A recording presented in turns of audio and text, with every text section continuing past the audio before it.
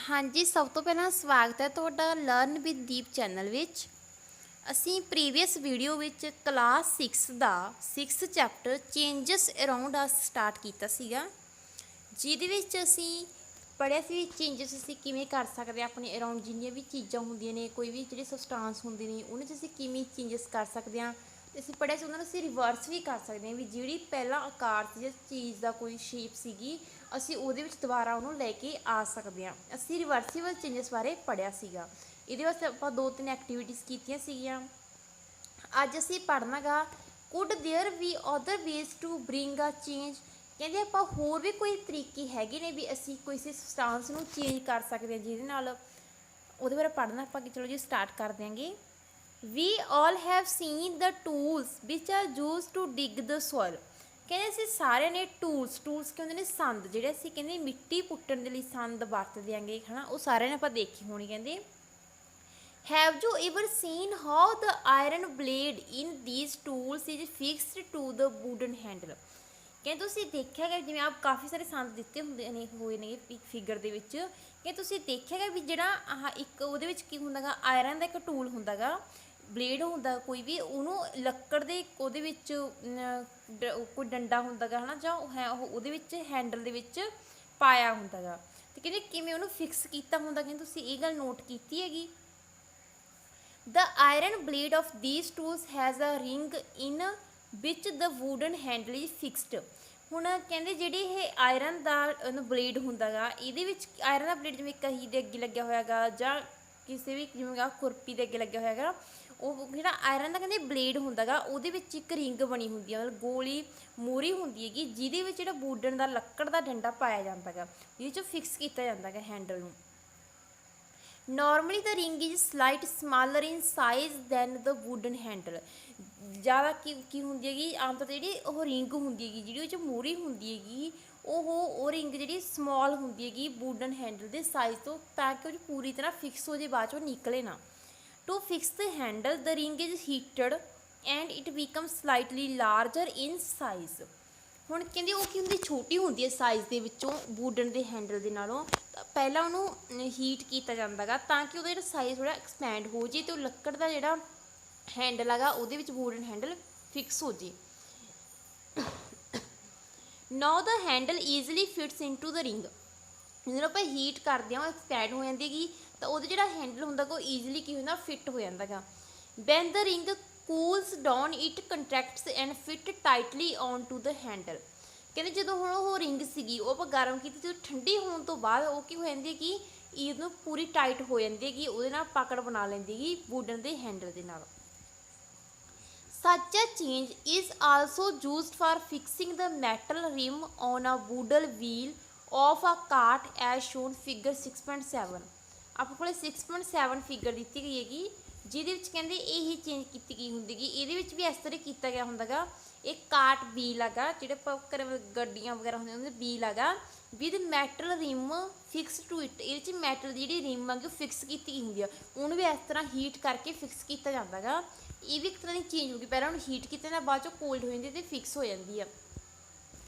Again the metal rim is made slightly smaller than the wooden wheel. ਹੁਣ ਜਿਹੜਾ ਉਹਦੇ 'ਚ ਲੱਕੜ ਦਾ ਵੀਲ ਹੁੰਦਾ ਗਾ ਉਹਦੇ ਤੋਂ ਉਹਨੂੰ ਸਮਾਲਰ ਬਣਾਇਆ ਜਾਂਦਾ ਗਾ ਰਿਮ ਨੂੰ, ਤਾਂ ਕਿ ਉਹਦੇ 'ਚ ਪੂਰੀ ਤਰ੍ਹਾਂ ਫਿਕਸ ਹੋ ਜੇ। On heating the rim expands and fit on to the wheel. ਜਦੋਂ ਆਪਾਂ ਹੀਟ ਕਰਦੇ ਹਾਂ ਜਿਹੜੀ ਰਿਮ ਹੈਗੀ ਉਹ ਐਕਸਪੈਂਡ ਹੋ ਜਾਂਦੀ ਹੈਗੀ ਅਤੇ ਫਿੱਟ ਹੋ ਜਾਂਦੀ ਹੈਗੀ ਵੀਲ 'ਤੇ।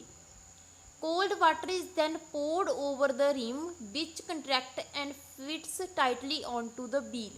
ਫਿਰ ਉਹ 'ਤੇ ਠੰਡਾ ਪਾਣੀ ਪਾਇਆ ਜਾਂਦਾ ਗਾ ਤਾਂ ਕਿ ਛੇਤੀ ਉਹ ਠੰਡੀ ਹੋ ਕੇ ਉਹ ਜਿਹੜੀ ਰਿਮ ਹੈਗੀ ਉਹਦੇ ਨਾਲ ਪੂਰੀ ਤਰ੍ਹਾਂ ਟਾਈਟਲੀ ਫਿਕਸ ਹੋ ਜੇ। When we heat water in a pan it begins to boil after some time. ਕਹਿੰਦੇ ਜਦੋਂ ਅਸੀਂ ਪਾਣੀ ਗਰਮ ਕਰਦੇ ਹਾਂਗੇ ਕਿਸੇ ਪੈਨ ਦੇ ਵਿੱਚ, ਤਾਂ ਉਹ ਥੋੜ੍ਹੇ ਚਿਰ ਬਾਅਦ ਕੀ ਹੋ ਜਾਂਦਾ ਗਾ, ਉਬਲਣਾ ਸ਼ੁਰੂ ਕਰ ਦਿੰਦਾ। If we continue to heat further, ਜਿਸ ਨੂੰ ਅਸੀਂ ਹੀਟ ਕਰਦੇ ਰਹਿੰਦੇ ਹਾਂ continue, the quantity of water in the pan begins to decrease. ਤਾਂ ਜਿਹੜਾ ਪਾਣੀ ਹੈ ਉਹ ਘਟਣਾ ਸ਼ੁਰੂ ਹੋ ਜਾਂਦਾ। ਆਪਾਂ ਕਹਿੰਦੇ ਪਾਣੀ ਜਿਹੜਾ ਉਹ ਮੱਚਣਾ ਸ਼ੁਰੂ ਹੋ ਜਾਂਦਾ, ਮਤਲਬ ਜੋ ਘਟਣਾ ਡਿਕਰੀਜ਼ ਹੋਣਾ ਸ਼ੁਰੂ ਹੋ ਜਾਂਦਾ ਜਦੋਂ ਆਪਾਂ ਉਹਨੂੰ ਪਾਣੀ ਨੂੰ ਉਬਾਲਦੇ ਰਹਿੰਦੇ ਹਾਂ। ਦ water changes into it's wiper. ਉਹ ਕਿਵੇਂ ਘੱਟ ਜਾਂਦਾ, ਕਿਉਂਕਿ ਉਹਦੇ ਜਿਹੜਾ ਪਾਣੀ ਹੁੰਦਾ ਗਾ ਉਹ ਵੈਪਰ 'ਚ ਬਦਲ ਜਾਂਦਾ ਗਾ। ਪਹਿਲਾਂ ਪਾਣੀ ਸੀ ਜਦੋਂ ਆਪਾਂ ਉਬਾਲੀ ਗਏ ਉਹ ਭਾਫ ਦੇ ਰੂਪ ਦੇ ਵਿੱਚ ਵੈਪਰ 'ਚ ਬਣ ਜਾਂਦੇ ਨੇ ਉਹਦੇ ਜਿਹੜਾ ਆਪਾਂ ਐਕਟੀਵਿਟੀ 7 ਕੀਤੀ ਸੀ ਚੈਪਟਰ ਨੰਬਰ 5 ਦੇ ਵਿੱਚ ਪਾਣੀ ਤੋਂ ਕੀ ਬਣਦੇ ਨੇਗੇ, ਵੈਪਰ ਬਣਦੇ ਨੇਗੇ, ਜਿਹਦੇ ਵਿੱਚ ਆਪਾਂ ਇਵੈਪੋਰੇਸ਼ਨ ਪ੍ਰੋਸੈਸ ਕੀਤੀ ਸੀਗੀ। ਜੋ observe that water vapors get changed into liquid water then it is cooled। ਫਿਰ ਆਪਾਂ ਉਹਦੇ 'ਚ ਇੱਕ ਕੰਡੈਂਸੇਸ਼ਨ ਪ੍ਰੋਸੈਸ ਕੀਤੀ ਸੀ ਚੈਪਟਰ ਨੰਬਰ 5 ਦੇ ਵਿੱਚ, ਜਿਹਦੇ 'ਚ ਅਸੀਂ ਕੀ ਦੇਖਿਆ ਸੀਗਾ ਵੀ ਜਦੋਂ ਅਸੀਂ ਉਹ ਪਾਣੀ ਸੀਗਾ ਜਦੋਂ ਉਹਨੂੰ ਆਪਾਂ ਉੱਪਰ ਠੰਡਾ ਕਰ ਦਿਆਂਗੇ ਤਾਂ ਉਹਦੇ ਕੀ ਹੁੰਦੇ ਨੇ, ਉਹ ਜਿਹੜੀ ਵੈਪਰ ਸੀਗੇ ਉਹ ਅੱਗੇ ਪਾਣੀ ਲਿਕੁਇਡ 'ਚ ਜਿਹੜੇ ਪਾਣੀ ਬਣ ਜਾਂਦਾ ਉਹਨਾਂ ਲਿਕੁਇਡ ਬਣ ਜਾਂਦਾ ਗਾ ਜਦੋਂ ਠੰਡਾ ਕਰਨ 'ਤੇ। ਇਹ ਵੀ ਕਿਉਂਕਿ ਚੇਂਜ ਹੋ ਗਈ, ਪਹਿਲਾਂ ਪਾਣੀ ਤੋਂ ਕੀ ਬਣੀ ਵੈਪਰ ਬਣੀ ਚੇਂਜ ਹੋਈ, ਫਿਰ ਵੈਪਰ ਤੋਂ ਕੀ ਬਣਿਆ ਲਿਕੁਇਡ ਬਣੀ, ਇਹ ਵੀ ਕੀ ਹੋ ਗਿਆ ਚੇਂਜ ਹੋ ਗਿਆ। We have all notice melting of ice. Ice ਕਹਿੰਦੇ ਆਪਾਂ ਦੇਖਦੇ ਹਾਂ ਜਿਹੜੀ ਬਰਫ਼ ਹੈਗੀ ਉਹ ਕੀ ਹੁੰਦੀ ਮੈਲਟ ਹੋ ਕੇ ਕੀ ਬਣ ਜਾਂਦੀ ਪਾਣੀ ਬਣ ਜਾਂਦੀ ਆ।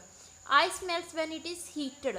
ਜਦੋਂ ਆਪਾਂ ਨੂੰ ਹੀਟ ਕਰਦਾ ਜਦੋਂ ਆਪਾਂ ਥੋੜ੍ਹੀ ਟਾਈਮ ਫਰਿੱਜ ਤੋਂ ਬਾਹਰ ਰੱਖਦੇ ਥੋੜ੍ਹੀ ਇਹਨੂੰ ਗਰਮੀ ਮਿਲਦੀ ਹੈਗੀ ਤਾਂ ਉਹ ਕੀ ਹੋ ਜਾਂਦੀ ਕਿ ਮੈਲਟ ਹੋ ਜਾਂਦੀ ਆ।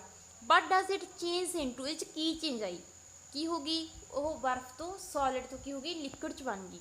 It is possible to change this water back into ice. ਕਹਿੰਦੇ ਇਹ ਪੋਸੀਬਲ ਹੈਗਾ ਜਿਹੜਾ ਪਾਣੀ ਬਣ ਗਿਆ ਬਰਫ਼ ਤੋਂ ਉਹਨੂੰ ਅਸੀਂ ਦੁਬਾਰੇ ਉਹਦੀ ਬਰਫ਼ ਜਮਾ ਲਈ, ਹਾਂ ਹੈਗਾ, ਅਸੀਂ ਉਹਨੂੰ ਦੁਬਾਰੇ ਫਰਿੱਜ 'ਚ ਰੱਖ ਦਾਂਗੇ ਤਾਂ ਉਹਦੀ ਬਰਫ਼ ਜਿਹੜੀ ਉਹ ਦੁਬਾਰੇ ਬਣ ਜੂਗੀ।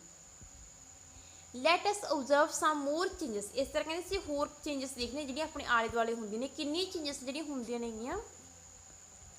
ਹੁਣ ਉਹਦੇ ਵਾਸਤੇ ਐਕਟੀਵਿਟੀ 7 ਆ। ਐਕਟੀਵਿਟੀ 7 'ਚ ਕੀ ਕਹਿੰਦਾ, ਟੇਕ ਅ ਸਮਾਲ ਕੈਂਡਲ, ਛੋਟੀ ਜਿਹੀ ਮੋਮਬੱਤੀ ਲੈਣੀ ਆ, ਐਂਡ ਮੈਜ਼ਰ ਇਟਸ ਲੈਂਥ, ਉਹਦਾ ਸਾਈਜ਼ ਜਿਹੜਾ ਮੈਜ਼ਰ ਕਰਨਾ ਕਿੰਨੀ with a scale.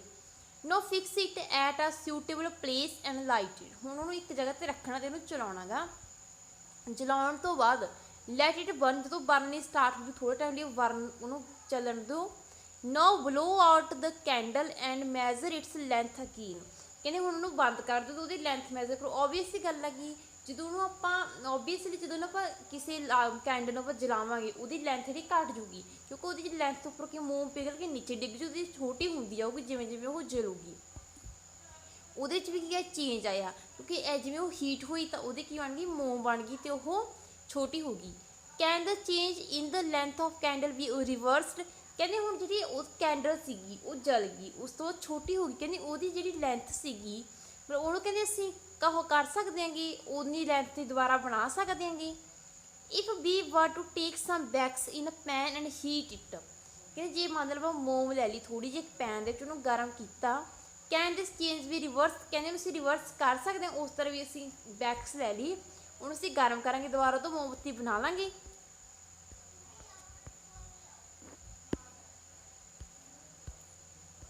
Repeat activity 7 with an incense stick. ਹੁਣ ਜਿਹੜੀ ਐਕਟੀਵਿਟੀ 7 ਆਪਾਂ ਕੀਤੀ ਸੀਗੀ ਮੋਮਬੱਤੀ ਵਾਲੀ, ਕਹਿੰਦੇ ਉਹਨੂੰ ਦੁਬਾਰਾ ਉਹ ਕਰੋ ਰਿਪੀਟ ਕਰੋ, ਅਗਰਬੱਤੀ ਨਾਲ ਆਪਾਂ ਰਿਪੀਟ ਕਰਨਾ ਉਹਨੂੰ। ਬੀਟ ਟਿਲ ਇਟ ਬਰਨਸ ਅਵੇ ਕੰਪਲੀਟਲੀ। ਕਹਿੰਦੇ ਉਹਨਾਂ ਚਿਰ ਦੇਖੋ ਵੀ ਜਿੰਨਾ ਚਿਰ ਅਗਰਬੱਤੀ ਕੀ ਜਿਹੜੀ ਆਪਾਂ ਧੂਪ ਵਗੈਰਾ ਲਾਉਣੇ ਵੀ ਉਹ ਜਿੰਨਾ ਚਿਰ ਪੂਰੀ ਤਰ੍ਹਾਂ ਹੈ ਨਾ ਬਰਨ ਨਹੀਂ ਹੁੰਦੀ ਉਹਨਾਂ ਚਿਰ ਵੇਟ ਕਰੋ।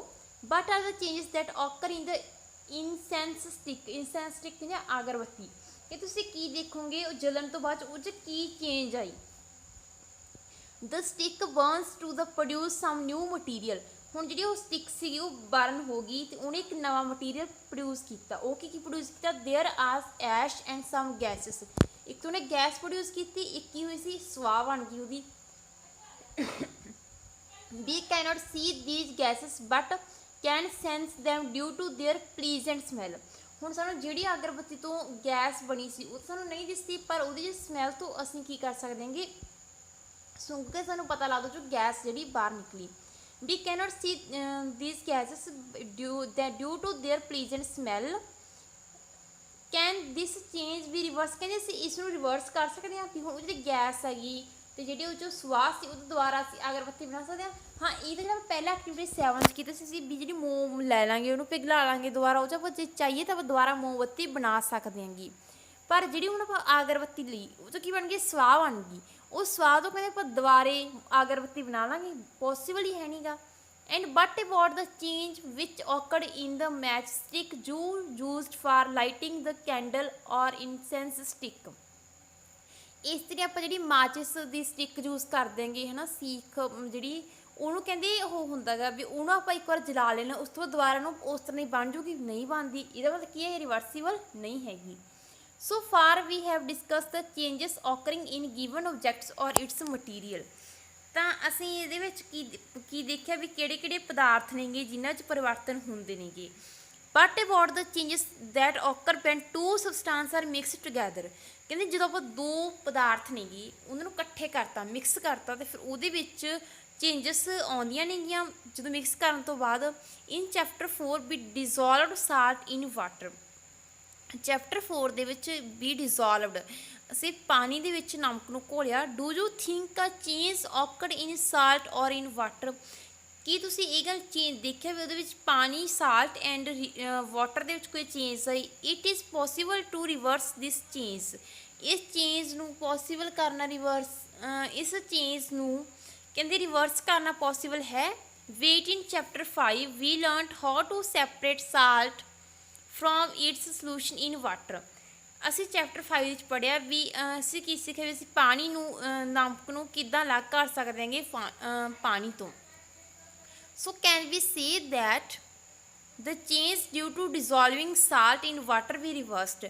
ਵੀ ਜਿਹੜੀ ਅਸੀਂ ਦੇਖਿਆ ਸੀ ਹੁਣ ਪਾਣੀ 'ਚ ਆਪਾਂ ਨਮਕ ਘੋਲਿਆ ਉਹ 'ਚ ਚੇਂਜ ਕਿਉਂਕਿ ਪਾਣੀ ਖਾਰਾ ਹੋ ਗਿਆ।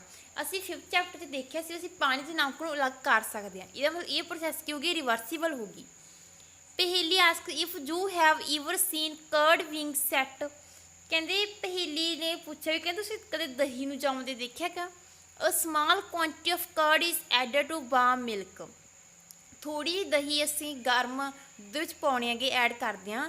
ਦ milk is stirred and it set aside for a few hours at warm place. ਫਿਰ ਉਹਨੂੰ ਆਪਾਂ ਥੋੜੇ ਟਾਈਮ ਦੇ ਲਈ, ਕਈ ਘੰਟੇ ਲਈ ਉਹਨੂੰ ਗਰਮ ਪਲੇਸ 'ਤੇ ਰੱਖ ਦਿੰਦੇ ਹੈਗੇ। ਇਨ ਆ ਫਿਊ ਆਵਰਸ, ਕਈ ਘੰਟੇ ਬਾਅਦ ਕੀ ਹੁੰਦਾ ਗਾ, the milk changes into curd. ਸਾਰਾ ਮਿਲਕ ਕੀ ਬਣ ਜਾਂਦਾ ਹੈਗਾ, ਕਰਡ ਬਣ ਜਾਂਦਾ। Can this change be reverse. ਹੁਣ ਅਸੀਂ ਜਿਹੜੀ ਕਰਡ ਬਣ ਗਈ ਉਹ ਤੋਂ ਦੁਬਾਰਾ ਮਿਲਕ ਬਣਾ ਸਕਦੇ ਹਾਂ। ਇਹ ਚੇਂਜ ਰਿਵਰਸਡ ਹੈਗੀ ਹੈ, ਰਿਵਰਸਡ ਕਿ ਨਹੀਂ ਹੈਗੀ, ਬਿਲਕੁਲ ਨਹੀਂ। ਹੁਣ ਅਸੀਂ ਦਹੀਂ ਤੋਂ ਦੁੱਧ ਤਾਂ ਨਹੀਂ ਬਣਾ ਸਕਦੇ ਪਰ ਦੁੱਧ ਤੋਂ ਦਹੀਂ ਬਣਾ ਸਕਦੇ ਹਾਂ। We find that a few ways to bring about a change in a substance could be by heating it or by mixing it with some other substance। ਅਸੀਂ ਦੇਖਿਆ ਵੀ ਬਹੁਤ ਸਾਰੇ ਤਰੀਕੇ ਨੇ ਜਿਨ੍ਹਾਂ ਨਾਲ ਅਸੀਂ ਸਬਸਟਾਂਸ ਦੇ ਵਿੱਚ ਚੇਂਜਸ ਲਿਆ ਸਕਦੇ ਹਾਂਗੇ। ਉਹਨੂੰ ਹੀਟ ਕਰਕੇ ਜਾਂ ਇੱਕ ਦੋ ਸਬਸਟਾਂਸ ਨੂੰ ਮਿਕਸ ਕਰਕੇ ਅਸੀਂ ਉਹਦੇ ਚੇਂਜਸ ਲਿਆ ਸਕਦੇ ਹਾਂਗੇ। We also find that some changes can be reverse. ਅਸੀਂ ਇਹ ਵੀ ਦੇਖਿਆ ਵੀ ਕਈ ਜਿਹੜੇ ਚੇਂਜਸ ਸੀਗੀਆਂ ਉਹ ਰਿਵਰਸਡ ਹੁੰਦੀਆਂ ਨੇ ਅਤੇ ਕਈ ਜਿਹੜੀਆਂ ਹੁੰਦੀਆਂ ਨੇ ਉਹ ਰਿਵਰਸਡ ਨਹੀਂ ਹੁੰਦੀਆਂ। ਦੇਅਰ ਮਸਟ ਬੀ ਮੈਨੀ ਅਦਰ ਵੇਸ ਆਫ ਚੇਂਜਿੰਗ ਥਿੰਗਸ ਅਰਾਊਂਡ ਅਸ। ਇੱਥੇ ਬਹੁਤ ਸਾਰੇ ਤਰੀਕੇ ਨੇ ਵੀ ਜਿਹੜੀ ਚੇਂਜਸ ਥਿੰਗਸ ਨੂੰ ਚੇਂਜ ਕਰਨਾ, ਜਿਹੜੀ ਸਾਡੇ ਆਲੇ ਦੁਆਲੇ ਚੀਜ਼ਾਂ ਨੇ ਉਹਨਾਂ ਨੂੰ ਅਸੀਂ ਚੇਂਜ ਕਰ ਸਕਦੇ ਹਾਂ। It is possible that some of them could be reversed. ਇਹ ਪੋਸੀਬਲ ਆ ਵੀ ਅਸੀਂ ਉਹਦੇ 'ਚੋਂ ਬਹੁਤ ਸਾਰੀਆਂ ਚੀਜ਼ਾਂ ਨੇ ਉਹਨਾਂ ਨੂੰ ਅਸੀਂ ਰਿਵਰਸਡ ਕਰ ਸਕਦੇ ਹਾਂਗੇ। The changes around us could be grouped as those that can be reversed or can not be ਰਿਵਰਸਡ। ਇਸ ਤਰ੍ਹਾਂ ਜਿਹੜੇ ਆਪਣੇ ਆਲੇ ਦੁਆਲੇ ਜਿੰਨੀ ਵੀ ਸਬਸਟਾਂਸ ਨੇ ਉਹਨਾਂ ਨੂੰ ਅਸੀਂ ਇੱਕ ਗਰੁੱਪ 'ਚ ਰੱਖ ਸਕਦੇ ਹਾਂ ਵੀ ਕਿਹੜੇ ਰਿਵਰਸਡ ਹੁੰਦੀਆਂ ਨੇ, ਕਿਹੜੀਆਂ ਚੇਂਜਸ ਕਿਹੜੀਆਂ ਨਹੀਂ ਹੁੰਦੀਆਂ। ਇਨ ਹਾਇਰ ਕਲਾਸਿਸ ਜੋ we learned more about the ways in which changes can be made and the ways this can be ਗਰੁੱਪਡ। ਆਪਾਂ ਵੱਡੀਆਂ ਕਲਾਸਾਂ ਵਿੱਚ ਹੋਰ ਪੜ੍ਹਾਂਗੇ ਕਿਹੜੀਆਂ ਵਿਧੀਆਂ ਨਾਲ ਅਸੀਂ ਪਰਿਵਰਤਨ ਕਰ ਸਕਦੇ ਹਾਂ ਅਤੇ ਇਹਨਾਂ ਨੂੰ ਕਿਹੜੇ ਗਰੁੱਪ ਦੇ ਵਿੱਚ ਰੱਖ ਸਕਦੇ ਹਾਂਗੇ। ਅਸੀਂ ਇਸ ਚੈਪਟਰ 'ਚ ਪੜ੍ਹਿਆ ਚੇਂਜਸ ਕੀ ਹੁੰਦੀਆਂ ਨੇਗੀਆਂ, ਵੀ ਕਿਹੜੇ ਪਰਿਵਰਤਨ ਹੁੰਦੇ ਨੇਗੇ, ਮਤਲਬ ਚੇਂਜਸ ਕੀ ਹੁੰਦੇ ਨੇ, ਪਰਿਵਰਤਨ। ਕੰਟਰੈਕਸ਼ਨ ਸੁੰਗੜਨਾ। ਵੈਪੋਰੇਸ਼ਨ ਕੀ ਹੁੰਦੀ ਗੀ, ਜਦੋਂ ਪਾਣੀ ਤੋਂ ਵੈਪਰ ਬਣਦੇ ਨੇ। ਐਕਸਪੈਂਸ਼ਨ ਕੀ ਹੁੰਦਾ ਗਾ, ਪ੍ਰਸਾਰ, ਮਤਲਬ ਜਦੋਂ ਕੋਈ ਚੀਜ਼ ਵੱਧ ਜਾਂਦੀ ਹੈਗੀ। ਮੈਲਟਿੰਗ ਕੀ ਹੁੰਦੀ ਕਿ ਪਿਘਲਣਾ। ਆਪਾਂ ਇਸ ਚੈਪਟਰ ਵਿੱਚ ਕੀ ਪੜ੍ਹਿਆ ਵੀ ਅਸੀਂ ਜਿਹੜੀ ਬਹੁਤ ਸਾਰੀਆਂ ਜਿਹੜੀ ਚੀਜ਼ਾਂ ਨੇਗੀਆਂ ਉਹ ਚੇਂਜਸ ਹੁੰਦੇ, ਜਿਹੜੇ ਬਦਲਾਵ ਹੁੰਦੇ ਨੇ ਵੀ ਉਹਨੂੰ ਅਸੀਂ ਰਿਵਰਸ ਕਰ ਸਕਦੇ ਹਾਂ, ਕਈਆਂ ਨੂੰ ਆਪਾਂ ਨਹੀਂ ਰਿਵਰਸ ਕਰ ਸਕਦੇ। ਅਸੀਂ ਜਿਹੜੀ ਸਬਸਟਾਂਸ ਇਹਨਾਂ ਨੂੰ ਹੀਟ ਕਰਕੇ ਜਾਂ ਮਿਕਸ ਕਰਕੇ ਕਿਸੇ ਹੋਰ ਸਬਸਟਾਂਸ ਦੇ ਵਿੱਚ ਚੇਂਜ ਕਰ ਸਕਦੇ ਹਾਂਗੇ। ਇਸ ਚੈਪਟਰ ਵਿੱਚ ਇਹੀ ਸੀਗੀ। ਵੀਡੀਓ ਨੂੰ ਵੱਧ ਤੋਂ ਵੱਧ ਆਪਣੇ ਫਰੈਂਡਸ ਦੇ ਨਾਲ ਸ਼ੇਅਰ ਕਰਨਾ ਅਤੇ ਚੈਨਲ ਨੂੰ ਸਬਸਕ੍ਰਾਈਬ ਕਰਨਾ ਨਾ ਭੁੱਲਣਾ।